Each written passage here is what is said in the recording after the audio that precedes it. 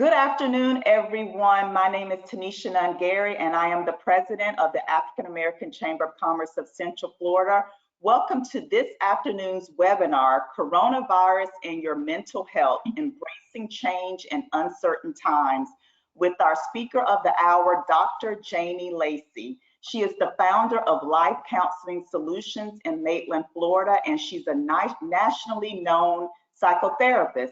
She's also a licensed mental health counselor. So today she'll speak with us about ways that we need to not only take care of ourselves during this time, but also our community, how to embrace this time and make sure that our mental health is protected. And once this pandemic is over, what we need to do coming out of it to make sure that we're all healthy. During this time, a lot of us are faced with trying to save our businesses. Those of us who are still employed, we're working from home, managing that with homeschool and kids, and then even some of those that are taking care of relatives who are sick and even affected by this pandemic. So we just wanted to make sure that we took time out to let the audience know what you can do to protect your mental health, to make sure that we all come out of this as healthy as possible. So Dr. Lacy, again, thank you so much for joining us, and we'll turn it over to you. Thank you so much to the African American Chamber of Commerce, to Tanisha. I look forward to sharing this time with all of you. Here we go. So if we think for a minute of the impact of COVID-19, not only on ourselves, but our family, our employees, that sometimes we think this is going to abate once new infections slow down, but we really need to think again, because we can right size our businesses, we can give people protective gear or have them work from home, but the toll on our mental health will be here for a while. And that's what I want to share with you in this next hour. Mental health includes our emotional, our psychological, and our social well-being. It affects how we think, how we feel, and how we act. So when we think about the COVID-19, there's a host of medical, economical, political problems, but it has also given us a ton of uncertainty and anxiety, which is beginning to have an enormous impact on our collective well-being.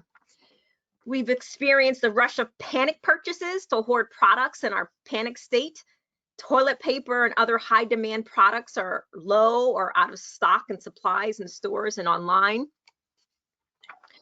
We can scroll through our social media apps and find funny memes at the end of the day, the memes of the day, which are funny. Right now, one of the things that's good is our humor and being able to laugh and find some of those parts of that even during these times.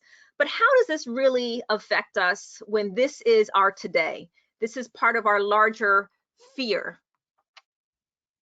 The larger fear and reality that when we turn on the TV, people who look like us are dying at a higher rate. The fear of if someone we know who is fatigued, has a dry cough, body aches, or fever, do they have the virus, or just how do we respond to that?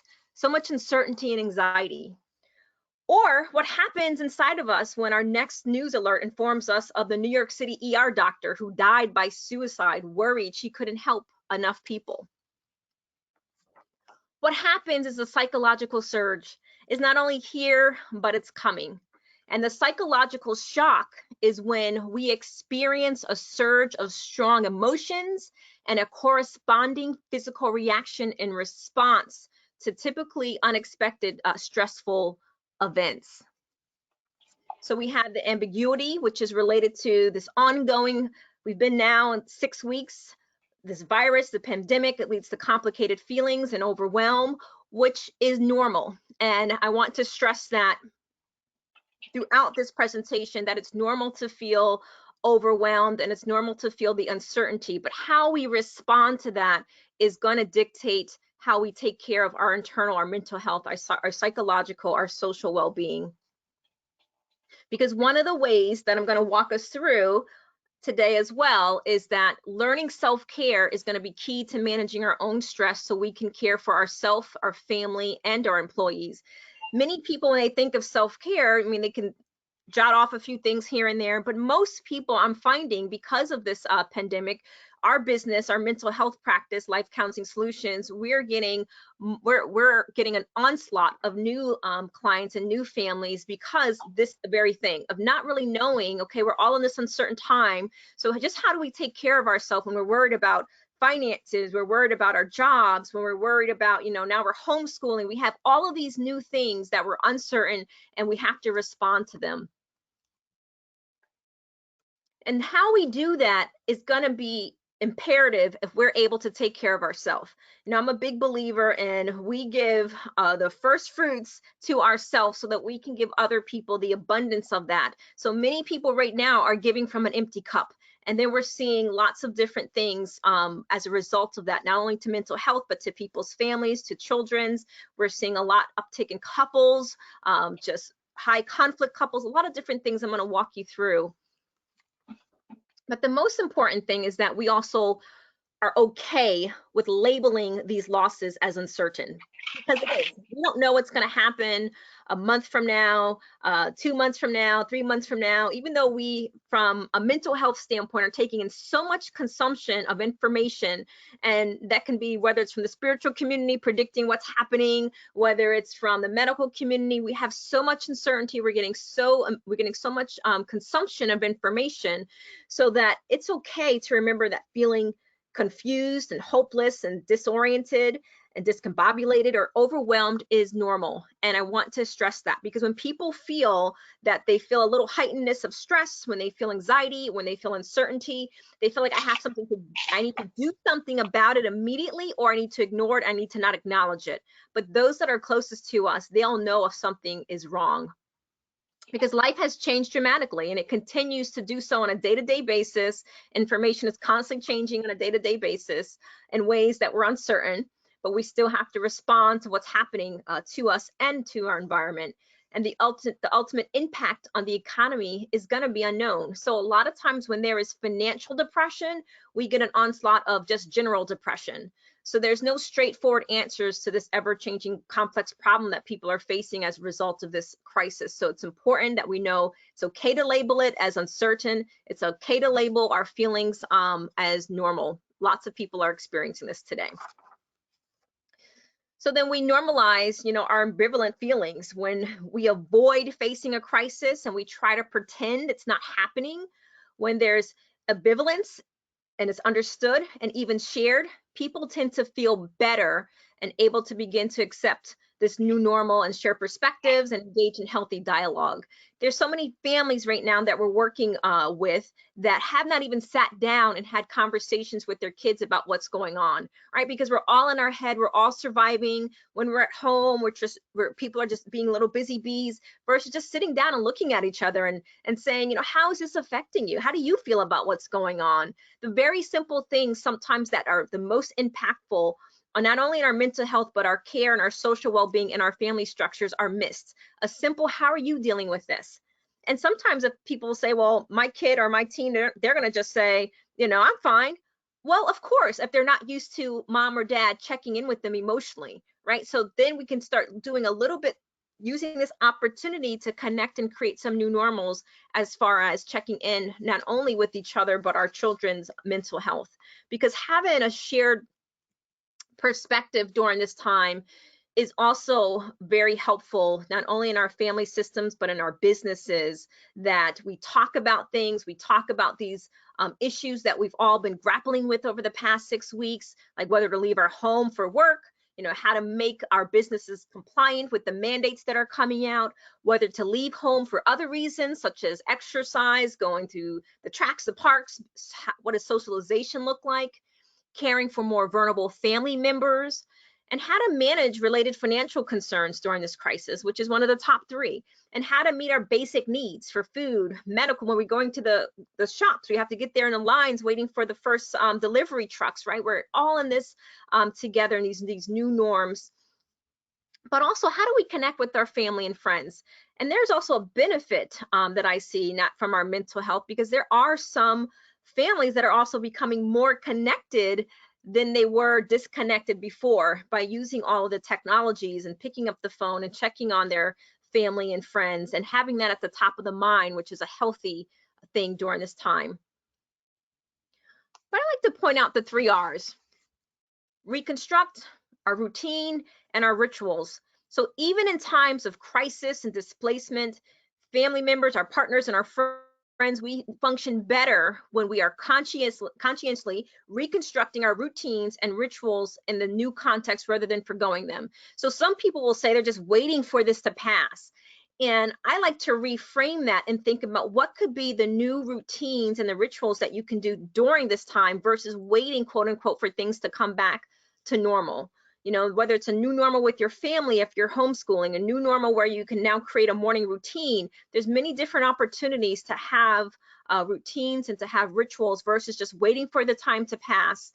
There's nothing wrong with watching a lot of Netflix and those types of things, but I think it hurts us more than it helps us if we're just waiting for the time to pass for things to get back to normal, where today is a day and there's a new opportunity to create new things that could be healthy for us. And some of those things can include having family or house meetings to talk about coping and stress.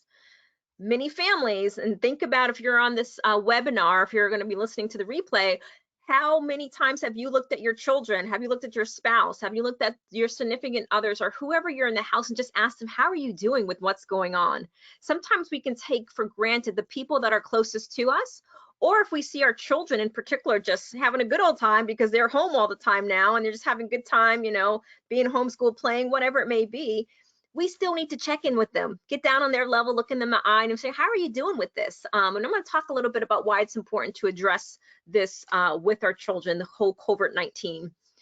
But there's also opportunities for family and group meals, right? So if we're not still hustling and bustling and having to run out the door for work and we have tons of work that we're bringing home, this is an opportunity to cook together, to barbecue together, to actually sit down and have meals together. And I'm hearing more of that being one of the positives of this. So looking at some of the positives as well as being able to acknowledge some of our challenges is going to be very helpful and imperative to how we come out on the other side. And depending on our situation, so if we're homeschooling, if we're working from home, it's okay to take breaks. Sometimes people will, if they had a coping mechanism of workaholism or having to be busy all the time, and now that's just transposed into a whole nother way, versus there's an opportunity from working from home, especially if your children are in another room or something is going on, to take a break and just check in and just also just check in with yourself. And then also take the time to have leisure activities with your family, whether this is playing board games, you know, playing video games and playing video games with my son. I'm not a video game person, but there's an opportunity to connect with something that he likes. Taking walks outside, you know, whether it's exercise, just enjoying the fresh air, enjoying your neighborhood. There's lots of things that we can do to really reconstruct a new routine for ourselves. And talking to our kids about the virus and what's going on is important. We are the mirror. So parents, especially the younger the children are, they're mirroring their feelings and how their mental health is affected is going to be how they're watching their parents handle this stress, how they watch their parents handle this pandemic, and if you acknowledge what's happening to them. So we don't want to avoid the topic. Even though, yes, they know they're at home, they're doing their own routine, we still need to be able to ask them, like, what do you know about the COVID-19 virus? Or, you know, how do you feel about being homeschooled for the rest of the school year, right? And it's okay if they're like, oh, this is great, mom. Whatever it may be, the point for you to be able to help them and get language and to acknowledge and also creating healthy mental health in the family system is acknowledging what's going on and asking them what they know about it, but you yourself staying calm and be reassuring. Because again, we teach the little mirrors of us who are mirroring our emotions, who are mirroring how our family deals with conflict and stress by how we are talking about the virus, how we are addressing the COVID-19, or if they see us being stressed and we're talking openly. I don't think there's nothing completely detrimental talking openly about our stresses, about finance and those types of things, but we have to be mindful of how we are positioning that, especially in our family systems. And we want to not let the news and the internet do the talking for us, right? So if our children, especially if they're adolescents or young teens, they are having access to screen time and to social media. So, which is why you want to check in with them more so than ever to see how they are translating what's going on in our world, and making sure not only them but ourselves that we're not blaming others for the spread of the virus, right? Because we can hear some of that too, that's happening in the news, blaming China, blaming this one, but that's not going to help not only our mental health but help our children and those that are watching how we deal with this. So we want to focus on what we can to protect ourselves, and that's what we can do as families, and tell them it's okay to be stressed, telling ourselves we're going to be okay, and acknowledging the stress within ourselves. So then we're able to acknowledge that stress in our children, in our family, and letting them know that, there's going to be an end to this and we're going to be okay. And it's okay to feel stress. It's okay to feel some of the uncertainty about change. Sometimes just acknowledging it with our words, not only to our family members, but especially to our children, and especially to our employees, right? To make sure that we are staying in contact with employees, having Zoom meetings, checking in, especially if you have support services, people are worried about their job, being able to have transparent communication and be able to have the hard conversations if need be, but to do that in a way that's more calm and reassuring to them. And there's a population that we are seeing that have higher risk for serious illnesses, serious mental illnesses, and that's our older adults and people with disabilities. They have an increased risk for having mental health concerns, such as depression. So it's important for us, not only as families, but as a community, to keep this in mind and checking in on our older adults in our family systems, or those that we may come in contact with, and those that have disabilities. Because the way that, especially in my own life, older generations, they're not necessarily gonna say I'm depressed or I'm necessarily stressed or I'm feeling anxiety. But what we will see, or what we've seen in our family, is that it will manifest physically, right? So there'll be headaches, there's stomach aches, there's cognitive problems, such as having trouble concentrating. So I think one of the things that we can do when we're bracing healthy mental wellness is to be able to have these conversations to those that trust us, and using that as a role model to be able to mirror that it's okay to address uncertainty again, anxiety, and feelings of depression that can pop up now, especially for those that have had a history of depression or a history of anxiety before this unplanned event. And then right now we have others that are higher risk for more serious mental health issues, and we are seeing a lot of previous people who had long-term recovery in substance and alcohol addiction, as well as sex addiction, a few other addictions, be more vulnerable to relapse. So the 20 million that are more vulnerable to relapse, that's more substance abuse and alcohol addictions, those that have sought treatment in the past and that have recovery under their belt. So, as we see, again, you can look at social media as an indicator of people joking about all the liquor, buying up all the liquor, and where we're kind of having all the rush. Yeah, there's nothing wrong with having a good cocktail and those types of things, but there's another serious issue that's happening for a lot of people that are now stuck in quarantine. And then also those that have had previous mental health disorders that were currently being treated, which we now have telehealth and telepsychology services to make sure that they can continue their continuity of care. But there's another uncertainty with people losing their jobs and worried about insurance and worrying about access to previous things that were able to help them maintain a healthy lifestyle. And then toxic relationships. We have, when we kind of look at our own new client list, we are getting more new relationship counseling more than we have in January. And in mental health counseling, January is usually an uptick for us for couples in general for many reasons. People wait till after Christmas to make changes in their relationship. There's high affair discovery that happens around the holidays. So with comparison to January, we're looking at the last 6 weeks in particular, we've had a uptick in toxic relationships, and there's a good and a bad to that, right? The good is that they're seeking services, so we're able to help them and support them through that. The other part of it is that there's an indication that work sometimes, or just busyness of life, is an avoidance to not deal with issues that are in our family systems. And then in certain situations, just as if we see in hurricanes and other events that kind of come out of nowhere, we'll see an uptick of a lot of domestic violence. We see a lot of uptick in just high conflict couples, because when we're kind of forced to deal and to sit still, a lot of things come out that we've either ignored or we didn't know how to address. And then when they are addressed, they come out in very toxic ways. But my concern there, when we kind of look at the risk for more serious mental illness, are the children that are in these family systems. So the children that are in these family systems right now, we're not necessarily going to see the effect of what's happening for them right now, but we will the next coming months and the next coming years. Because in these situations, we also know there's an uptick for high sexual abuse, high violence in the home, and high mental and emotional abuse on children that are more susceptible, that are already in toxic homes. So we want to keep those things in mind. So if we have families that are, whether employees or families that we know personally, I'm always a big believer, if you know that there was previous challenges in those family systems, to check in with the one who's probably most vulnerable. So majority of the time, it's not always the time, but majority of the time, if it's the woman who is the victim of domestic violence, you do not want to text her and ask her how things are going on, especially if there potentially is a controlling spouse. You want to be able to pick up the phone and ask her how she's doing. And if there's a previous relationship there, I suggest having a code word. So if you're calling your friend Christina and you're saying, well, Christina, are you hungry for chicken, right? And you have a code word, she knows that if you're asking her, you're asking her if she's okay or not, right? So then you have these code words just in case people are in situations that are not the safest for them.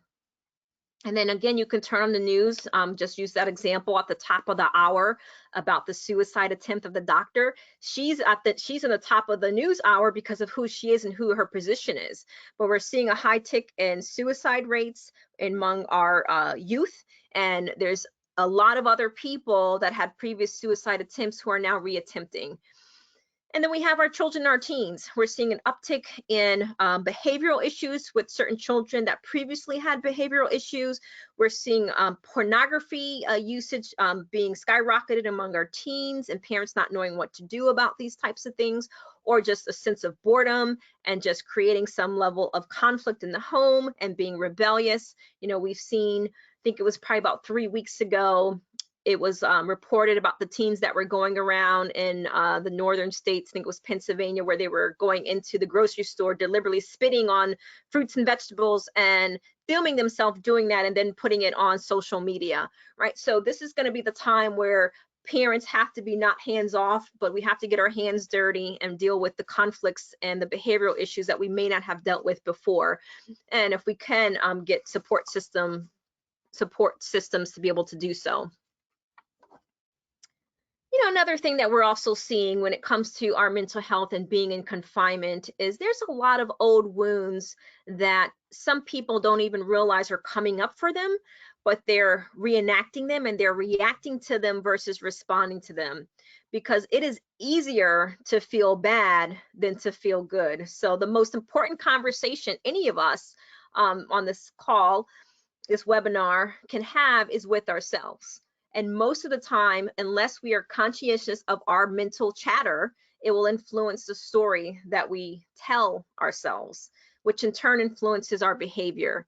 So right now, when we think about, there is a journal article out of the University of Cambridge that talked about 69% of all of our automatic thoughts that happen, especially in the morning, are negative.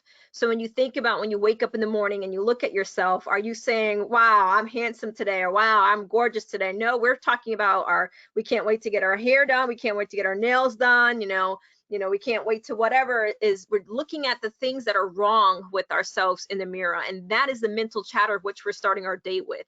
So we have to be really responsive and really be able to combat and reframe some of our negative talk and our negative thinking that doesn't even come from outside of ourselves. It comes from with our own mental chatter. So I would encourage you, and I would also challenge you to think about what are the things that you're telling yourself about yourself during these corona times, because the narrative of which we tell ourselves, the story we make up in our head, it's going to dictate how we feel, and how we feel is going to dictate how we behave.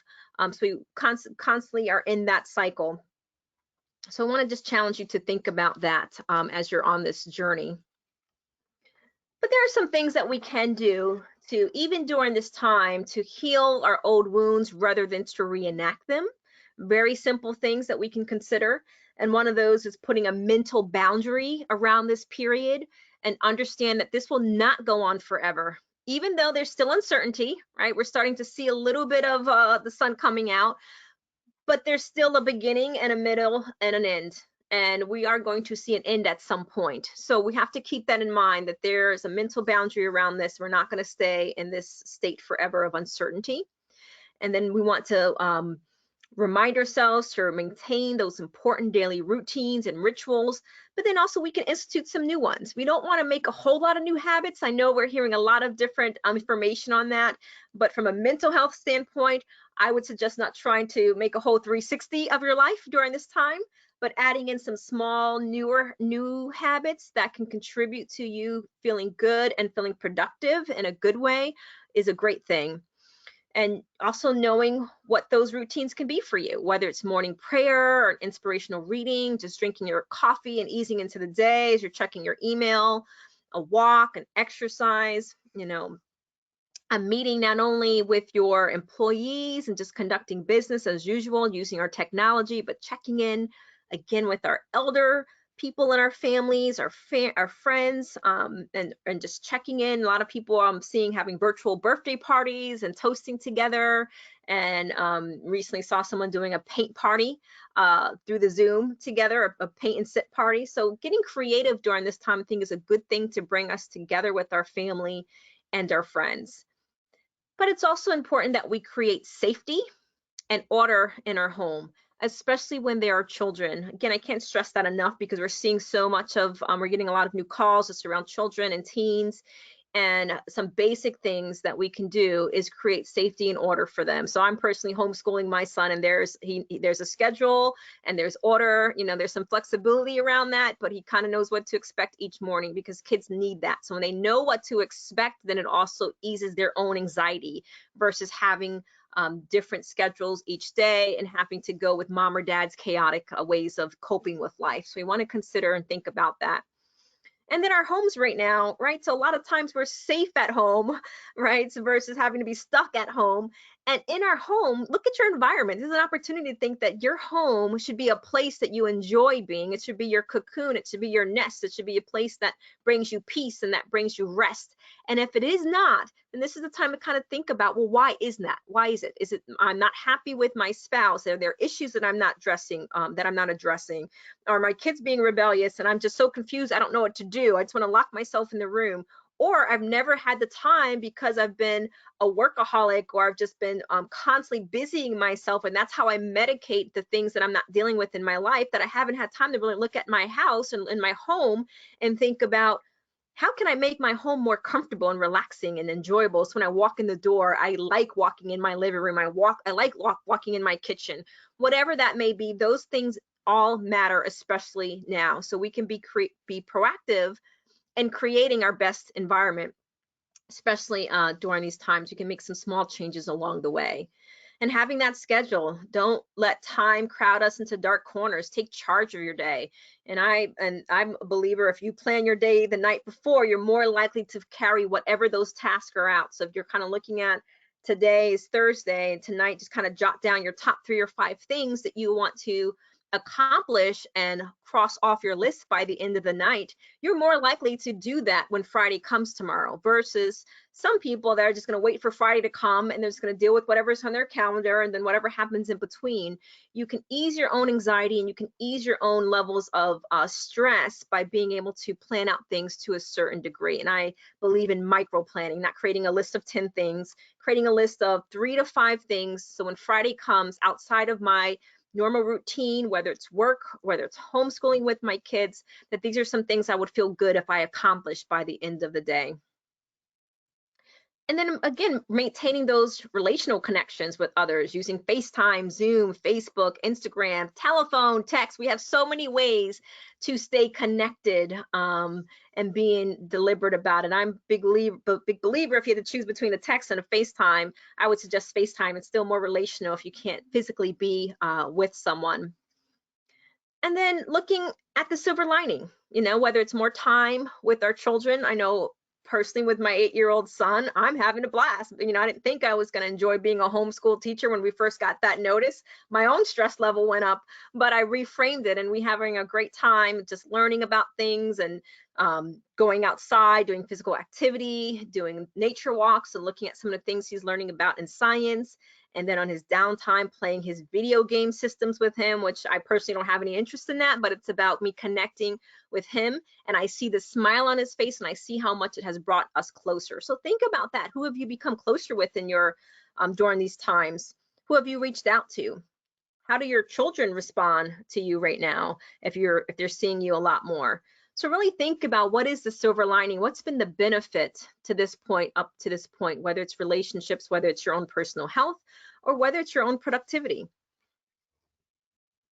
And then some of the other basics that sometimes we can overlook, and that's the basics of getting sleep and eating well and exercise. Very basic, all right? But we know without a doubt, we keep hearing it and we hear it for a reason. So I like to dispel that myth that those about not getting any sleep and working all night and working yourself to death. We need to get more sleep so we are clearer and we're more productive. So that 7 to 9 hour window is usually a good aim. So some people will say they get 6 hours, okay, but if you can aim for 7 to 8 hours a night and start a morning routine where you're more focused, you're not rushing out of the bed, feeling that extra stress and that extra rush, that you can actually ease out of the bed and start your day with a morning routine. I personally get up earlier before my son gets up and do my own personal routine. And that could be a sense of calm and safety within, whether it's meditating, whether it's prayer time. And then throughout the day, one of the things I've been seeing that I think is so wonderful for families, they're going to look back and see that they made some good memories during this time of the TikTok videos, the dance videos, and not just caring about what people think, but just having fun with your family and being able to share that with your social media networks. I think it's a great time to be creative and just make these memories with your family versus coming home at the end of the night being stressed and them seeing what is the abuse that a lot of people don't talk about in our family systems, and that is the emotional neglect, right? We cannot give our families or our spouses from our own empty cup. So if we continuously take care of ourselves, no matter if we've had a full day or not, we can go home and we can connect with our children and our spouses from a place of connection versus a place of neglect, a place of I'm giving you the crumbs at the end of the day because I've given everyone else that I'm serving my best self. Your family and your friends are going to be the ones to remember you the most. So remember just thinking about how you divvy up your time and who do you give your best to. It should be yourself first. And then watching uplifting videos, whether that's, everyone's going to church online right now. And I was joking the other day about, I've never been one to church hop, but I've certainly been church and hopping during these Zoom the online church meetings. But, there's so much content where we can be uplifted. And spring in general, I'm a big believer in pruning, right? Pruning is a spring season, not only spring cleaning, but, while we're online more, looking at who you're following or the things that you're reading, the things that pop up in your news feed, do they bring you good feelings or do they bring you negative feelings? And not being afraid to reposition people, whether it's online or not, to be able to make sure that everything that you are consuming, especially for your mental wellness, lines up with who you want to be and how you want to take care of yourself. Because that's what's going to help us maintain our positive attitude and an attitude of gratitude that we're looking for what's going right in our circumstances and in our situations. And the last point on this slide in particular is to remember that we do not have to be perfect. We don't have to be perfect. We're all getting through this together, and we can do the best that we can, and that we forgive ourselves for slipping at times because we're all slipping here and there, and it's okay. We don't have to be perfect. We don't have to have the perfect schedule. We don't have to know all the answers. It's okay to say, you know, right now I don't know, but we'll find out. We'll find out together, whatever that may be. We don't have to put on masks and pretend to be people and things and know things that we don't necessarily know. Not the time to be perfect.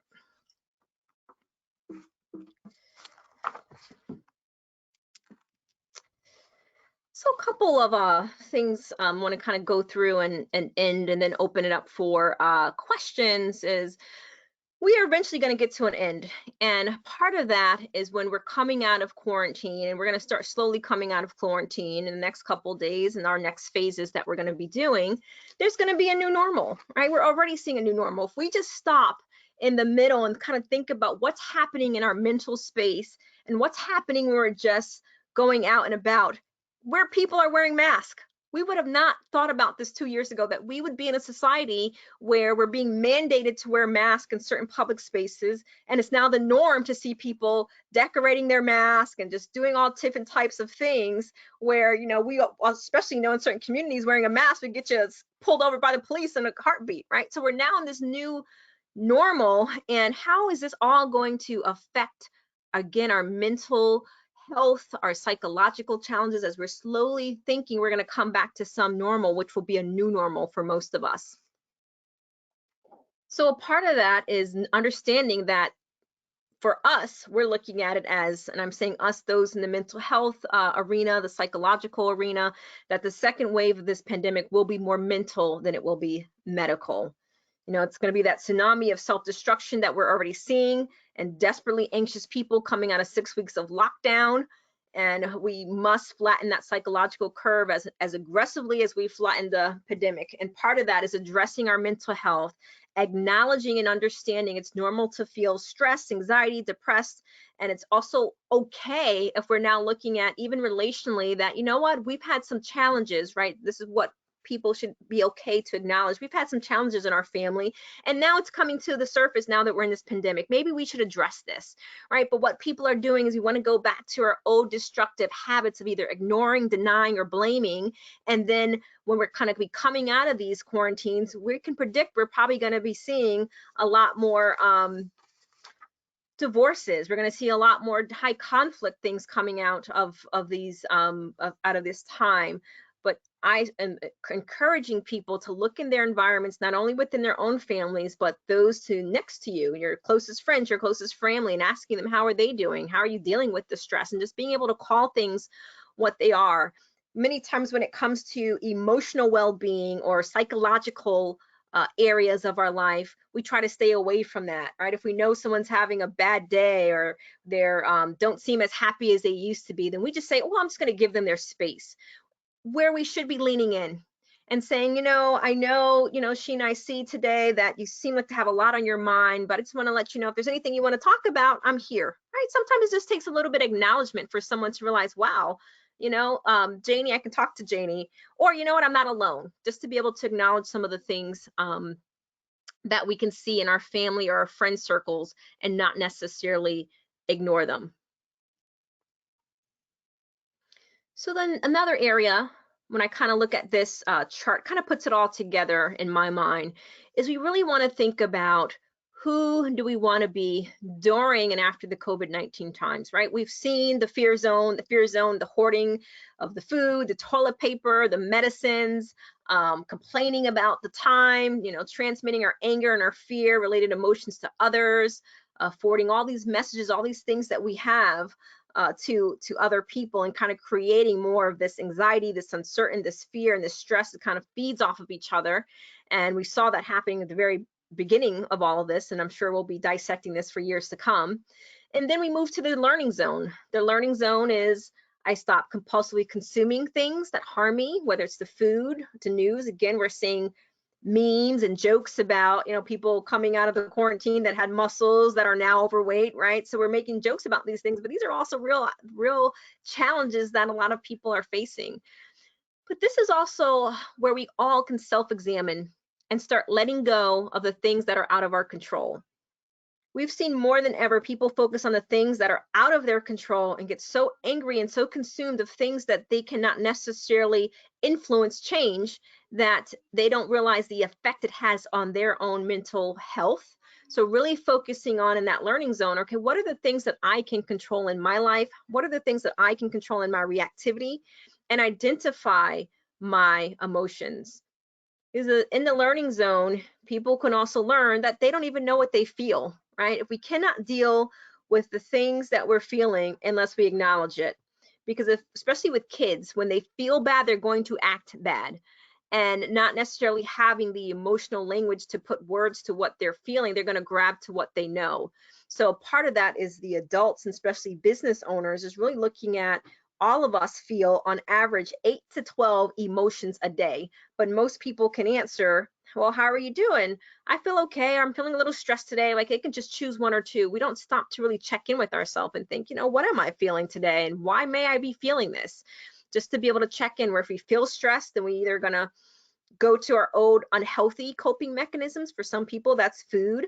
And we're seeing with some of our couples, not only with their teens, we're seeing a high rise of affair discoveries going on, pornography, compulsive pornography usage, lots of different things, or realizing that their teen daughter may have an eating disorder, binge eating, right? So we're seeing all these things that are going on. So this is our time to really be able to check in with ourselves and our emotional health, and making ourselves aware of situations and thinking about the best way to handle them, and verifying information before we share it. I'm sure everyone can have a reference point in thinking about all the things that are being passed around about what's happening and all the fear that's being put into us. And some stuff is not even verifiable. So you want to think about, is this something that's verified before I share it with my friends or my family or even my employees? Is it true? And basically acknowledging that everyone is trying to do their best. We don't have to be perfect. We're doing the best that we can, and telling yourself that I'm doing the best that I can. And when you wake up in the morning, I'm going to do the best that I can. Very simple, but very powerful message to ourselves. And then as we get out of that learning zone, it's our growth zone, finding our purpose, thinking of how I can help others and using my skills and services to the ones in need, the ones that I mentioned earlier about that have a higher vulnerability to serious mental health, and showing empathy to ourselves and others, going back to looking at yourself in the mirror each day, and instead of criticizing, what can you see beautiful or handsome or that you're doing well when you look in the mirror first thing in the morning. And then living in the present and focusing in the future, but living in the present, and keeping yourself emotionally happy and transmit hope, that we don't have to be the crab in the barrel that kind of keeps with the negativity and keeps with the fear and keeps that stuff going. As we can find the silver lining, we can help people reframe their thoughts and look for hope in what's going on, and then the things that are going to be positive as a result of this. Closer with your kids, new experiences, we're all going to survive. And showing gratefulness and finding ways, which is going to be a huge conversation at some point, but finding ways to adapt to change, because most people are, whether we are going to acknowledge it or not, we've all adapted to change. I'm doing more telehealth more than ever. Have a Woman Redeem intensive group that in my mind, I didn't know how I was going to put it online because I'm very experiential. So we do a lot of experiential exercises in person, but now we're way into our online program, and it's working out just fine. So we learn how to adapt to changes. We acknowledge the fear, but we do it anyway, and practice calmness and patience, and our being good in our relationships, and being creative in this space. In many ways, a lot of people are tapping into their creativity. So I want to open it up for questions. Want to give you an overview of just some trends that we saw and things that you can do and what's happening with our mental health space. So if there's any questions, you can type it into the question box, and I'll be happy to answer anything that you may have, or if you have anything that you want me to expound on from the presentation.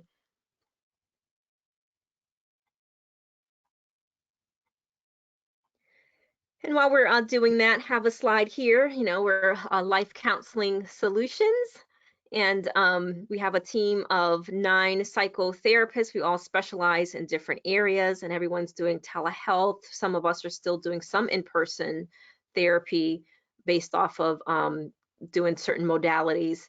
And so we're glad to be here as a resource for the community. Dr. Lacy, I do see one question that just came up. Is it too late to start a routine with the kids?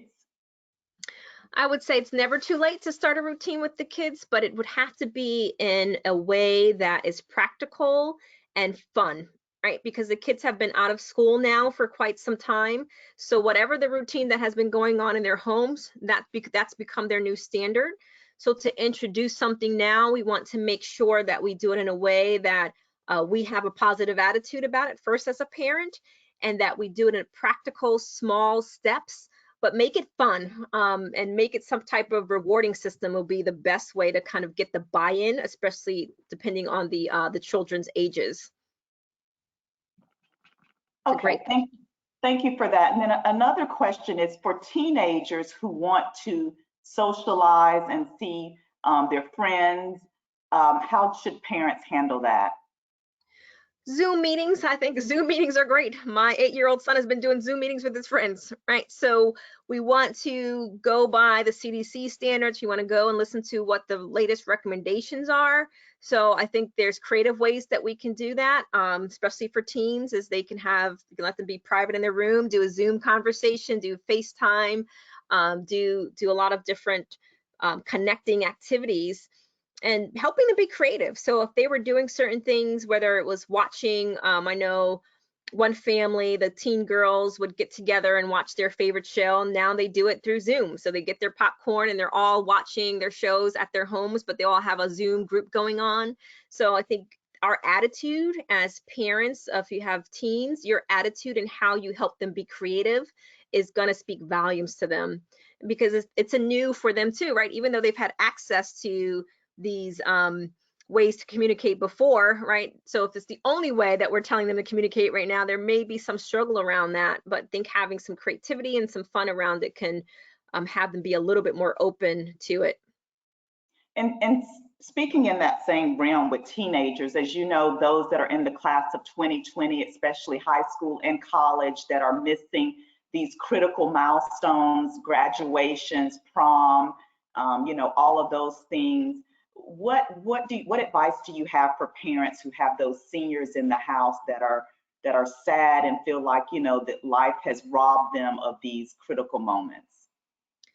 The advice I would have is to reframe it, and I've actually seen some people on social media do this very well, is having family ceremonial sessions where they're getting in their gown, the parents are getting dressed as if they were going, and inviting, again, family and friends to Zoom, ordering the cake, like doing everything that you possibly can that you would have done otherwise, except being able to go to the ceremony. Celebrate them, speak over them, how proud you are.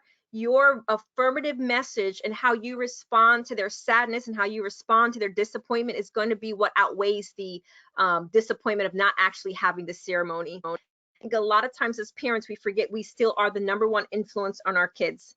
So your attitude, how you celebrate them, create the ceremonies, have fun doing it, film it, put it on social media, just make a big deal about their graduation to the best of your ability under these circumstances. I think you will never regret doing that.